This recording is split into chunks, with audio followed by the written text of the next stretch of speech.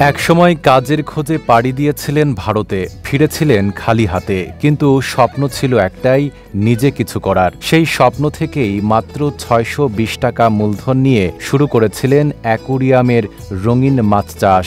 আজ তিনি ১.৫ কোটি টাকার মালিক, করেছেন কর্মসংস্থান। ৬২০ টাকা দিয়ে ৬ জোড়া মাছ এনে এই রঙিন মাছ চাষ শুরু করেছি। এই যে শুরু করেছি ২০০৪ সাল থেকে ৯ সাল পর্যন্ত, কখন সূর্য উঠেছে আর ডুবেছে এটা কিন্তু আমি দেখিনি। না দেখার কারণে আজকে কিন্তু সাইফুল্লাহ থেকে সাইফুল্লাহ গাজী হয়েছি। আজকে ৬২০ টাকা থেকে এত কিছু দেখাতে পারতেছি। হ্যাঁ, এখানে ব্যবহার করা হয়েছে পর্যাপ্ত পরিশ্রম, একটা মেধা এবং সততা। এগুলো কাজে লাগায় তারপরে কিন্তু এখানে আমি আসছি। সাতক্ষীরার কলারোয়া উপজেলার ব্রজবাক্সা গ্রামের সাইফুল গাজী, যিনি এখন সবার কাছে পরিচিত রঙিন মাছের কারিগর হিসেবে। আর মনোবল হতে হয় স্পাদৃঢ়। জেরুসালেম ২৫ বছরের পথ চলায় নিরাপদে রাখার প্রত্যয়ে। ২০টি পুকুর ও ১০৮টি ট্যাঙ্কে ২৯ প্রজাতির রঙিন মাছ চাষ করেন। মাছ বিক্রি হয় ১০ টাকা থেকে ১২০ টাকায়। গোড়া বিশেকের মতো পুকুর আছে, ১০৮টার মতো ট্যাঙ্ক আছে, ৫৪টার মতো প্রোডাকশন ট্যাঙ্ক আছে। এগুলো বাদে ২৯ প্রজাতির মাছ আছে। এই ২৯ প্রজাতির মাছের ভিতরে কিন্তু বিভিন্ন গ্রুপ, কালার, কোয়ালিটি এগুলো আছে, বুঝছেন? তাতে অনেক মাছ। হ্যাঁ, এবং আমাদের কর্মসংস্থানও হয়েছে। এখানে দেখেন, যেখানে আমার দুবেলা খাবার ছিল না, সেখানে কিন্তু আপনার আমাদের পার্মানেন্ট প্রায় ১২ জন, প্রায় এভারেজ কিন্তু ২০-২২ জনের মতো এখানে কর্মসংস্থান অলরেডি এখন রানিং আছে। একসময় বিদেশ থেকে আনা হতো এই রঙিন মাছ, এখন এসব মাছ দেশেই উৎপাদন করছেন সাইফুল গাজী। তার তৈরি সিল্কি কই নামে বিশেষ প্রজাতির মাছের চাহিদাও ক্রমেই বাড়ছে। ঢাকার কাটাবন, খুলনা, রাজশাহী সহ দেশের বিভিন্ন শহরে সরবরাহ করা হয় এসব মাছ।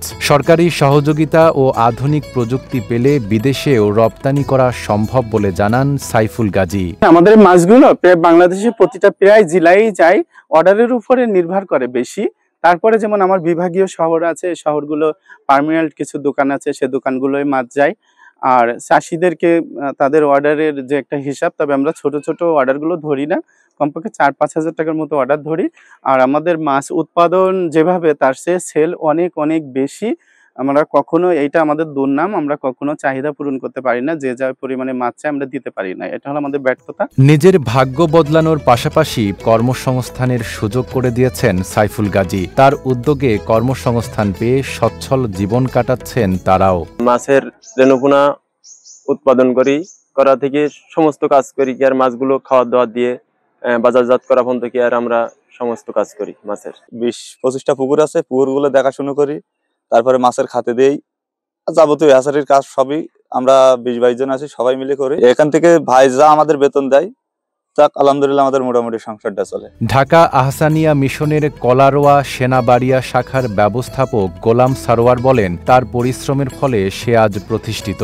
দেশ ও সমাজে সে দারুণভাবে ভূমিকা রাখছে। অনেক পরিশ্রমী একটা ছেলে, তার ফ্যামিলি, তার প্রত্যেকটা লোক এই প্রতিষ্ঠানের সাথে ওতপ্রোতভাবে জড়িত। তাদের আজকের এই কষ্টের ফল হিসেবে সে আজকে প্রতিষ্ঠিত হয়েছে, এলাকার লোকের কর্মসংস্থান হয়েছে, তার বাণিজ্যিকভাবে ব্যবসার পরিধি বাড়ানোর সাথে সাথে অনেকেরই কর্মসংস্থানের ব্যবস্থা হয়েছে। এগুলো দেশ এবং সমাজের সে দারুণভাবে একটা ভূমিকা পালন করছে। স্বপ্ন, অধ্যাবসায় আর পরিশ্রম, এই তিনের মিশেলেই এক সময়ের হতদরিদ্র সাইফুল গাজী এখন সফল উদ্যোক্তা, অনুপ্রেরণার এক উজ্জ্বল নাম। নাইম আরাবী, ঢাকা পোস্ট।